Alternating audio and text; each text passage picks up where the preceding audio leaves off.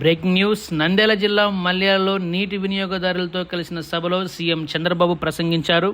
45 సంవత్సరాల నా రాజకీయ జీవితంలో ఎన్నో కార్యక్రమాలు చేశాను, కానీ ఈరోజు నంద్యాలలో నిర్వహిస్తున్న నీటి పంపింగ్ స్టేషన్ కార్యక్రమం నాకు బాగా తృప్తినిచ్చిందని తెలియజేశారు.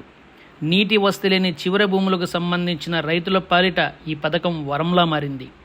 కాలువ వెడల్పు చేసి కొన్ని వందల కిలోమీటర్ల నుండి నీటి వసతిని కల్పించే ప్రయత్నం విజయవంతంగా అమలులోకి తీసుకొచ్చిన తరుణం చూసిన రైతులు ఆనందం వ్యక్తం చేస్తున్నారు.